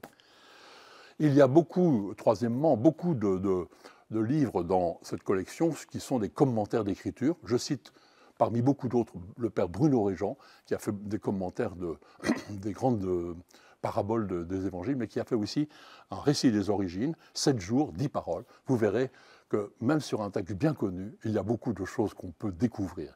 Et ce qui est très clair, c'est que ce petit livre a été fait à partir d'un travail de groupe et qu'aujourd'hui, il peut être aussi, comme le titre l'indique, matière à exercice, peut servir de base pour une retraite personnelle ou communautaire. Pour la prière, évidemment, je cite Didier Rimaud, parce que les psaumes, parce que sous le titre « Poème de Dieu, prière des hommes », Didier Rimaud est bien connu parce qu'il a fait beaucoup d'hymnes dont se sert la liturgie des heures. Comme poète et comme spécialiste de la liturgie, c'est un excellent initiateur à la prière des psaumes. Et puis je termine par un livre qui s'appelle « Dieu partagé, l'itinéraire de François Xavier », parce qu'il est rédigé par un jésuite actuel, Benoît Vermander, qui est en Chine depuis de nombreuses années, qui est même professeur titulaire dans une université chinoise d'État. Et c'est intéressant de voir comment un jésuite d'aujourd'hui lit l'itinéraire de François Xavier. Voilà, j'avais annoncé 5 livres, j'en fais un 6e parce qu'il vient de paraître, qui s'appelle « Confesser le pardon » de Bruno de Gabory. Un livre qui est peut-être utile aujourd'hui, où le sacrement de réconciliation peut être un peu délaissé. En tout cas, c'est un livre aussi très pratique de quelqu'un qui a passé sa vie à accompagner les gens et à confesser. Et il essaie de dire qu'au lieu de se concentrer un peu, se confesser, il faut plutôt confesser le pardon de Dieu et s'appuyer sur ce pardon originel pour réformer sa vie. Voilà. Donc cette collection vraiment mérite, je crois vraiment, votre attention. Merci Jean-François pour vos chroniques toujours passionnantes, larges et qui donnent à penser. Nous poursuivons l'émission avec le livre de Pierre Goursat aux éditions de l'Emmanuel par le père Francis Caunes. Pierre Goursat qui est considéré comme le fondateur de cette grande communauté charismatique. Donc Francis Caunes, un petit mot sur vous, parce qu'on a envie de savoir, vous avez donné votre vie à Dieu, d'ailleurs vous racontez un peu les débuts de la communauté, on vous voit indirectement en scène, vous ne vous mettez pas vous en scène, mais comme vous êtes témoin de toute cette période, vous le dites. En un mot, votre parcours et comment vous pourriez résumer ce qu'est la communauté de l'Emmanuel ? En quelques mots, hein, on ne fait pas une conférence sur le sujet, parce qu'on va parler du livre. J'ai été baptisé enfant, mais j'avais 20 ans en 68. J'explique que j'étais syndicaliste, que j'avais beaucoup d'engagements sociaux, etc.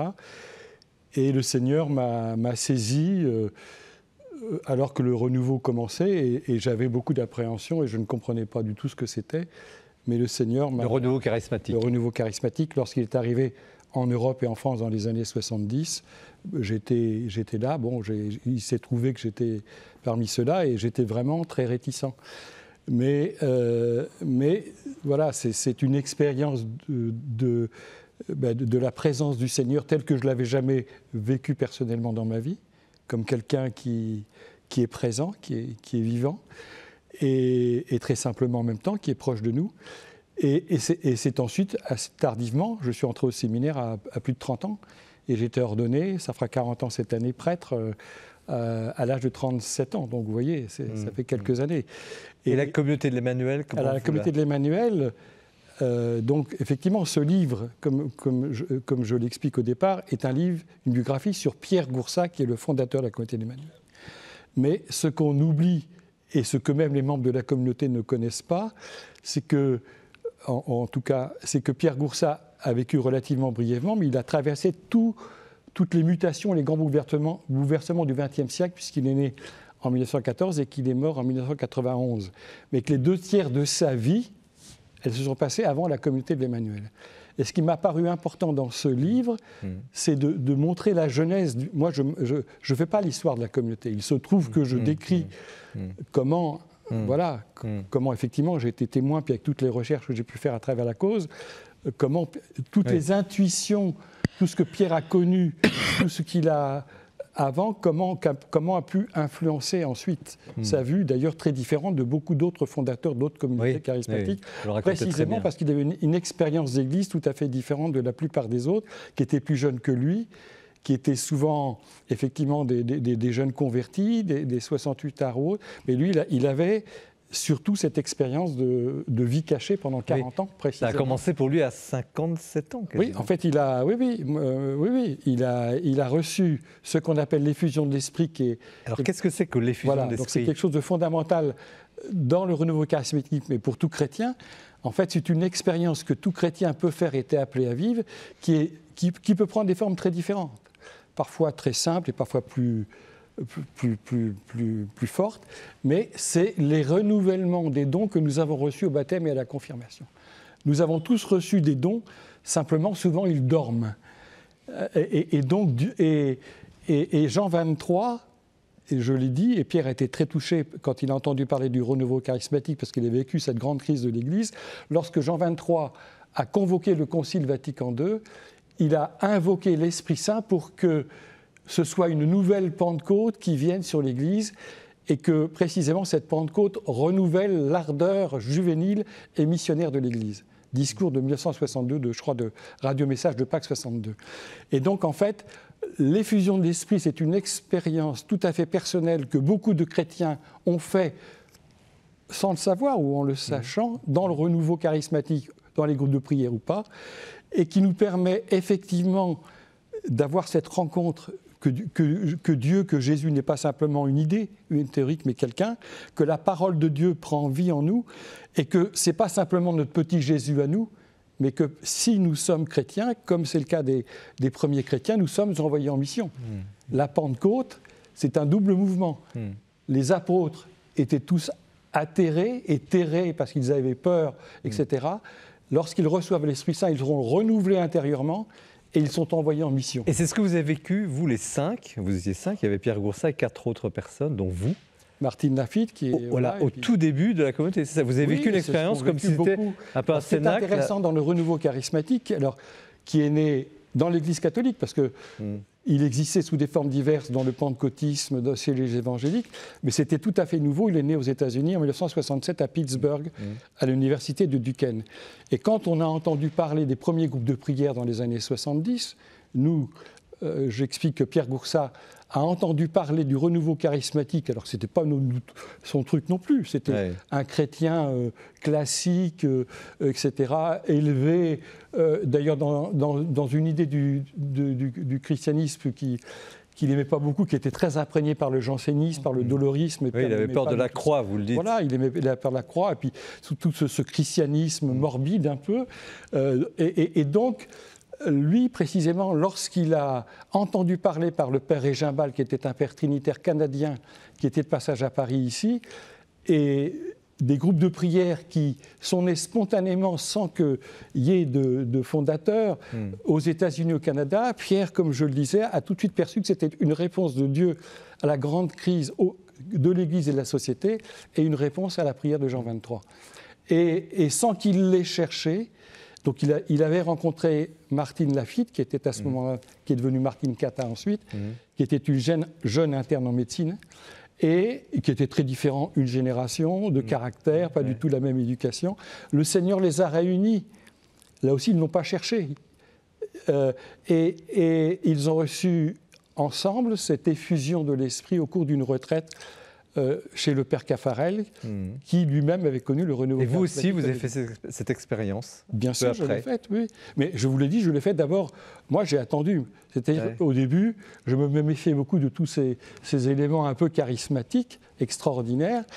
Et moi, j'ai mis beaucoup de temps à cheminer. Mais quand le Seigneur... Ce que j'ai compris, c'est qu'à un moment donné, il fallait que j'y aille. Et quand j'ai eu...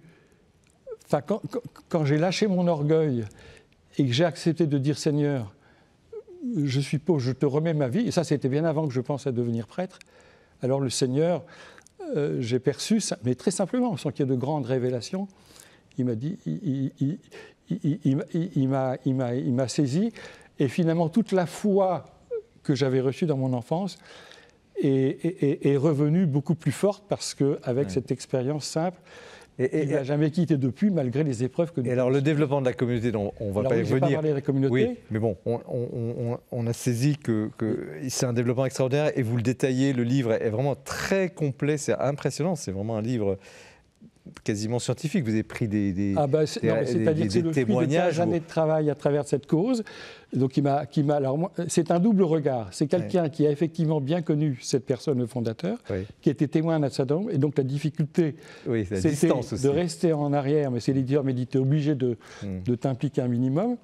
Et en même temps, ce travail, disons, scientifique, de recherche, de recul que j'ai fait depuis 15 ans. Sur des témoignages, des lettres. Des centaines de témoignages, de nombreux documents que j'ai recherchés, notamment sur la vie professionnelle. Pierre Goursat a été très impliqué dans le monde de la culture. Du cinéma auprès du cardinal Suard. C'est une personnalité absolument inattendue. Et c'était quelqu'un de totalement... là aussi, qu'on ne voyait pas, c'est-à-dire qui était tout à fait discret et qui n'a jamais cherché à se faire voir et encore moins à fonder une communauté. Même quand il était en charge, quand il était... Et je l'explique, au début, quand nous avons commencé, c'était très informel, on est passé de 5 à 500 en une année. Il y a eu un groupe de prière d'ailleurs dans le quartier. Les premiers groupes de prière étaient dans le quartier. Il y a eu un groupe de prière rue Madame d'ailleurs. Et parce que Martine Lafitte habitait à côté rue du Cherche-Midi. Donc on a commencé chez elle, on était chez les pères Maris, ensuite on est venu rue Madame, parce que c'était le lieu du centre culturel des intellectuels catholiques dans lequel Pierre avait été très impliqué, puis après à Saint-Sulpice, donc on est vraiment à côté, et les premiers groupes de prière. Mais Pierre, quand il a fallu un responsable, Pierre, qui était très humble, parce que j'explique qu'après sa conversion à l'âge de 19 ans en 1933, alors qu'il était très malade lui-même, qu'il avait contracté la tuberculose, il avait perdu son petit frère qu'il aimait beaucoup, et à un moment donné, il a eu, non pas une apparition, mais comme l'impression de la présence de son petit frère qui lui disait « Tu m'as complètement oublié, t'es pris par l'orgueil ». Et alors ça, c'est important pour saisir Pierre, me semble-t-il, Pierre Goursat. À ce moment-là, il avait 19 ans, et il a précisément, non pas mis une croix sur ses désirs, mais il a compris que c'était le Seigneur qu'il fallait mettre devant. Il a choisi l'humilité comme chemin, tout en disant lui-même que c'est très difficile de vivre l'humilité. Alors c'est ça qui vous a le plus édifié dans sa vie? Parce que ça transparaît dans le livre. Oui. Qu'est-ce qui vous a édifié chez lui? Oui, tous ceux qui l'ont connu, à toutes les époques de sa vie, ont été marqués par cette humilité qui colore. Mais Pierre était un homme de foi, un homme d'espérance. Il a traversé, comme je le disais, de nombreuses épreuves personnelles que j'explique dans son enfance, dans sa jeunesse, puis celles de la société de l'Église, dans son travail, dans le cinéma, à travers toutes les crises, etc. Et Pierre a été marqué comme chrétien, parce qu'il était profondément chrétien, mais il n'a jamais baissé les bras. Je crois que c'est ça l'espérance. L'espérance, c'est accepter de croire, comme vous le disiez, que Dieu est à l'œuvre. Ça ne dépend pas de nous, enfin ça dépend de nous, mais ça ne dépend pas d'abord de nous. Ça dépend de celui qui... Et après, il s'agit effectivement de se remettre entre les mains de Dieu. Et puis, là où ça rejoint ce que vous disiez, et le fait que Pierre, me semble-t-il, était aussi un prophète, j'explique quelque part qu'il voyait loin. Pierre n'avait pas de vision, ce n'était pas un mystique au sens... Il n'a jamais eu de grands phénomènes mystiques. C'était quelqu'un de très ancré dans la réalité, très simple. Il disait « je suis vraiment un pauvre type ». Et je disais que quand on lui a demandé... quand on l'a sollicité pour prendre la responsabilité de la communauté en 1973, il a dit « je ne veux pas, je n'en suis pas capable ». Bon, finalement, il a accepté, mais en disant je suis un pauvre type. Et là aussi, il a pris l'exemple d'un autre prophète en disant, je crois que c'était Michée qui était bouvier, et il disait moi je suis le bouvier, je suis derrière le troupeau, et je suis le Seigneur, quoi. Et donc voilà, mais il s'est fait vraiment prier pour accepter. Et puis, ce qui est très rare aussi, même il était très malade, quand on voit l'histoire de l'Église, en général l'histoire du renouveau charismatique, de lui-même il a volonté renoncer à sa responsabilité alors que rien ne l'y obligeait, quoi, pour passer la main. Don Paul Préau, comment vous avez, comme prêtre, parce que c'est pas la même génération, mais quand même vous êtes à la tête d'une très grande communauté aussi. J'ai dit que l'Emmanuel avait marqué un peu le demi-siècle, mais votre communauté également. Les Frères de Saint-Martin sont très connus aujourd'hui. Comment vous avez reçu cette vie qui est au fond un laïc, éminemment laïc, c'est pas un prêtre, et il a eu un rayonnement incroyable. Une petite anecdote, si je peux me permettre, c'est que quand j'étais prêtre au sanctuaire de Montligeon, j'avais été étonné que la communauté de l'Emmanuel me demande de monter à Montmartre, prêcher des retraites pour eux. Et je m'étais dit, c'est étonnant, moi je suis prêtre de Saint-Martin, je suis à Montligeon, pourquoi alors qu'il y a plein de prêtres, des évêques issus de la communauté, pourquoi ils me demandent à moi de venir leur parler? Et un des laïcs m'avait répondu, parce qu'on aime bien aussi avoir la parole de quelqu'un qui est extérieur à la communauté. Et je me suis dit, c'est bon signe. C'est bon signe. Ils ne sont pas autocentrés. Et quand je n'ai pas tout lu, le livre de Pierre Goursat que vous avez écrit, mais par contre, ce qui m'a le plus marqué, c'est cet effacement de cet homme. D'ailleurs, on le voit même physiquement. Sur la couverture, on voit que c'est un homme qui est effacé. Il ne cherche pas à se montrer. Et au fond, il s'efface, et ça rejoint un peu ce qu'on disait des prophètes. C'est qu'il est dans un effacement, et en fait, il va laisser le bon Dieu le conduire, et du coup, les disciples prennent la suite, quoi. Et je trouve qu'il a été, d'une certaine façon, un prophète pour notre temps. Tiffaine, vous êtes du même avis? Comment vous avez reçu ce livre, cette expérience? C'est un laïc, pour le coup, vous êtes. Oui, absolument. Moi, j'ai été fascinée par cette biographie, parce que je connais la communauté d'Emmanuel depuis peut-être une trentaine d'années, qu'on a des amis qui sont communautaires, donc qui nous en parlent beaucoup, que j'ai moi-même fait une retraite à chez elle, et je me suis dit... Chez elle, pardon, c'est où? Oui, à chez elle. Chez elle, c'est le lieu où j'habite, c'est une maison d'accueil en Touraine, pas loin de Tours. D'accord. Qui accueille toute l'année, d'accord. Et notamment l'été les familles. Voilà, et donc, je vous ai interrompu, mais c'est pour la précision. Pour préciser. Et c'est là, à ce moment-là que je me suis dit, mais tiens, mais d'où elle vient cette communauté, qui est derrière? Et je me suis dit, la personne, ceux qui ont fondé cette communauté, vraiment, ils ont été prophètes, quoi. Enfin, ils ont été... Et vous ne le connaissiez pas, Pierre Goursat? Vous l'avez découvert dans le bouquin? Je l'ai découvert absolument dans le livre. Anne Lécu, comment vous avez reçu cette vie?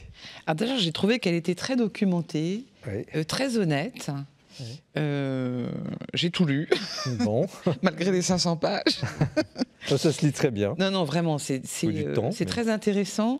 Et ce que vous dites tout de suite, c'est-à-dire tout se passait avant la communauté, de découvrir cet homme qui est, comme vous dites, un homme finalement ordinaire, qui en fait pas des caisses, mais qui est présent, qui est discret. Et c'est vrai que ça m'a donné... j'allais pas forcément avec enthousiasme lire la biographie de Pierre Goursat. Pourquoi? Parce que je ne suis pas fan des fondateurs en général. Ou des charismatiques? Non, des fondateurs. Et je trouve... Et ma première réaction, ça a été de me dire, pour être tout à fait honnête, c'est un peu tôt pour proposer Pierre Goursat à une béatification. Ça, c'est une histoire trop récente. Peut-être moi, je serais plutôt pour qu'on attende 70 ans avant de commencer à vouloir béatifier quelqu'un. En ayant lu en l'ayant lu, honnêtement, c'est un homme très, très étonnant, en fait. Il est un peu fantasque. Étonnant et détonnant. Il est un peu fantasque. Il était totalement original à tous les Des fois, on a envie de se dire, mais purée, comment il faisait pour le supporter? Oui, moi j'étais... Oui, mais justement... Et je trouve qu'il est très honnête, par exemple, quand... il y a un tout petit passage que vous citez sur les prières de délivrance en disant que le cardinal Suénens met en garde lui-même tout à fait pro-charismatique, qui a soutenu le renouveau depuis ses origines. C'est le pape Paul VI, puis le pape Jean-Paul II qui avait demandé au cardinal Suénens d'accompagner le renouveau, etc. Alors attendez, ça c'est très important. Et donc le cardinal Suénens, qui est vraiment pas hostile à quoi que ce soit du renouveau, à un moment donné, donc il a fait différents petits textes de promotion du renouveau, et sur la fin, il dit quand même attention, les prières de délivrance, c'est sans doute un peu compliqué, peut-être il ne faut pas les faire. Je vais jusqu'au bout. Et Pierre Goursat obéit immédiatement. Et ça, j'ai trouvé ça un très bon signal, vraiment. Et je regrette que d'autres aujourd'hui ne continuent pas à lire le cardinal Suénens sur ce sujet précisément. Alors, que répondez-vous? Prière de délivrance, en 2 mots, vous pouvez nous dire ce que c'est, mais à tout cet aspect, disons, extraordinaire, magnifique au sens de charisme particulier, et qui sont parfois reprochés aux charismatiques. Justement, peut-être que si elle était là, Élie dirait, bon... ils sont reprochés justement quand ils sont mis en avant. C'est-à-dire...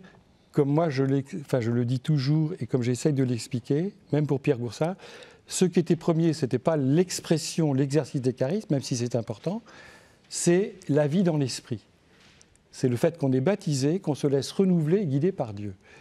Mais si vous regardez, si vous lisez la Bible, si vous regardez l'histoire de l'Église, la Pentecôte, c'est quand même la Pentecôte. Il y a eu des charismes, il y a eu la glossolalie, il y a eu des charismes. Des charismes, Saint Paul en donne la définition. Non, mais la glossolalie, c'est le parler en langue. Les apôtres parlaient dans des langues que tout le monde comprenait. Alors, ce n'est pas des choses. Donc, il s'est passé des choses dont il ne faut pas les nier non plus. Il ne faut pas les rechercher. Mais si Dieu a envie, à un moment donné, parce qu'il est Dieu, de se servir de cela, je pense que c'est ce qu'il a fait dans les années 70, dans une grande crise de l'Église, après... la crise du Concile Vatican II, même s'il y a eu des très beaux fruits, et les événements de 68 qui ont apporté beaucoup de bouleversements dans la société et l'Église, je pense que le bon Dieu, plus largement que la France, a voulu précisément et remettre en valeur les charismes. Et le fameux cardinal Semains dont vous parlez, qui était l'un des 4 modérateurs du Concile Vatican II, c'est lui qui a introduit, je crois que c'est le numéro 12 de Lumen Gentium, la fameuse et magnifique texte dogmatique sur l'Église, l'importance des charismes. Donc à la fois, il faut accepter les charismes s'ils sont donnés par Dieu, mais il ne faut pas les rechercher pour eux-mêmes. Les charismes n'ont d'importance que comme le dit saint Paul, ils sont donnés gratuitement par Dieu pour l'édification d'une communauté de l'Église. Alors où en est-on aujourd'hui de ces charismes? On a l'impression que ça s'essouffle un peu. Certaines communautés ont eu des gros problèmes. Bon, on ne va pas rentrer dans ces détails, mais est-ce que cette effusion est toujours aussi actuelle? Et je pose la question à ceux qui ne sont pas là de ce monde-là. Qu'est-ce que ça a apporté, selon vous, à l'Église? Alors, d'abord, un petit point sur l'actualité des charismes aujourd'hui, là, en 2025. Est-ce que ça s'est pas un peu il me semble que quand on regarde l'histoire de l'Église, et même vous avez raison de dire, c'est récent, ça fait 50 ans, mais quand on regarde tous les renouveaux, à toutes les époques de l'Église, il y a eu des grandes crises et des renouveaux. Si l'on prend un qui est bien connu, la grande crise du Moyen-Âge et le renouveau, par exemple, dominicain et franciscain. Au point de départ, les dominicains et les franciscains, c'était les charismatiques de l'époque. Et d'ailleurs, ils étaient perçus comme des fous. Et forcément, avec le temps et avec, je dirais, l'âge, il est normal, il est même nécessaire qu'il y ait une forme d'institutionnalisation sans pour autant perdre l'esprit. L'esprit et le côté charismatique au sens de se laisser conduire par l'Esprit Saint. Mais il est normal qu'il me semble, dans chaque communauté, charismatique ou pas, en fonction de son âge, de son époque, cela prend des formes différentes. Qu'est-ce que, justement, ces charismes ont apporté à l'Église, en définitive, là, avec ce recul? Alors, ce que j'ai peur, c'est qu'on soit un peu dans l'abstraction. Moi, ce que je vois, c'est qu'est-ce que la communauté de l'Emmanuel apporte aujourd'hui. Absolument. Et moi, quand je pense à eux, je rends grâce à Dieu, d'abord, parce que je me dis, les 3 piliers, adoration, compassion, évangélisation, mais quelle merveille! Qui sont les 3 mots-clés de Pierre Goursat, Et quelle merveille pour nous tous. Et répéter donc adoration. Adoration, bien sûr. Alors, c'est-à-dire en fait la centralité du mystère de Dieu. Jésus qui dit le Père se cherche des adorateurs en esprit et en vérité, dans Jean 4. Compassion. Ça, c'est très beau, ça. C'est le ministère de la compassion, et je pense toujours au premier chapitre de la 2e lettre de Paul aux Corinthiens, où le Dieu de toute consolation, si vous-même vous avez été consolés, vous pourrez vous-même consoler tout cela. Et puis une 3e chose, l'évangélisation, où là, avec d'autres, la communauté d'Emmanuel a apporté un souffle dans la diversité des propositions. Il n'y a pas que la communauté d'Emmanuel, mais il y a beaucoup dans le renouveau, nous ont pas mal aidé à reprendre le champ de l'évangélisation. Je pose, il nous reste 1 minute, je sais pas, le temps passe ce soir trop vite. À vous, la même question. Qu'est-ce que la communauté d'Emmanuel ou les charismatiques ont apporté à l'Église? À la dominicaine. À la dominicaine, beaucoup de questions. Moi, je m'interroge beaucoup sur le danger de chosification des charismes. J'ai toujours peur qu'en fait, on en fasse une petite chose ou une grande chose, mais au bout du compte, une chose. Alors qu'il y a un charisme qui est le Saint-Esprit, qui est le don du Père, pour que nous vivions. Mais dès qu'on commence à le décomposer, moi, j'ai reçu le charisme de guérison. Et cela a apporté quelque chose ou pas? Alors moi, je pense que ça a vraiment mis en route des gens, enfin le renouveau en général. Oui, je pense que ça a vraiment mis en route des gens dans la foi, ça on ne peut pas du tout le nier. Mais je ne veux pas non plus effacer les questions que ça me pose, parce que ce ne serait pas honnête en fait, parce que c'est... Voilà. Franciscaine, je vous laisse le mot de la fin. Que répondez-vous justement à ces... Pas une forme de scepticisme, mais de vous relativiser, vos questionnements. De questionnement. C'est le mot de la fin en quelques secondes. Non, mais je comprends tout à fait qu'on puisse avoir des questions. C'est tout à fait normal. Moi, il me semble que là, comme je le disais, Pierre a souvent été dans sa vie avant le renouveau. Et dans le renouveau, a été souvent à contre-courant, y compris dans l'Église. le renouveau charismatique a mis beaucoup de temps à être accepté par les évêques, par les prêtres. C'est le pape Paul VI d'abord qui a permis que, mais les évêques, à juste raison d'ailleurs, c'est leur rôle de oui, vous expliquez bien cette pour reprendre l'exemple, par exemple, des prières de guérison, ce qui est très drôle, et je le dis dans mon chapitre de conclusion, beaucoup d'intuitions que Pierre a eues ou que la communauté de l'Emmanuel a mise en œuvre autour de Pierre, qui à l'époque n'étaient pas bien vues, comme l'évangélisation dans la rue, aujourd'hui ont été reprises par les autorités de l'Église. Et c'était ça, être prophète, voir loin, c'est pas chercher pour soi à faire quelque chose. Et Pierre Goursat est très heureux, j'en suis sûr, de voir que quelques-unes de ses intuitions qui, humblement, il a cherché à mettre au service de l'Église, ont été depuis reprises par beaucoup d'autres communautés et par nos évêques. Merci Francis Cosne pour ce livre Pierre Goursat aux éditions de l'Emmanuel sur cet homme absolument étonnant, décapant aussi et en même temps fantasque parfois, ce qui montre qu'on peut être chrétien et très à l'aise dans ses baskets. Il aimait beaucoup rire. Merci à vous deux aussi, Don Paul Préau et Tiffaine Néron-Dancel pour ce très beau livre sur la folle espérance aux éditions du Cerf. Et merci à vous, Anne Lécu. Vous êtes quasiment une habituée de l'émission, je le disais, mais c'est les livres qui comptent et celui-ci est très intéressant. Le Seigneur n'était pas dans le feu Élie. Cantate sur le silence de Dieu aux éditions du Cerf, ce prophète Élie. Émission sur les prophètes. J'espère qu'on a pu éclairer un peu vos lanternes, nos lanternes, notre méditation surtout, notre espérance. Très bonne soirée à vous. Merci de votre attention. Nous nous retrouvons dans un mois.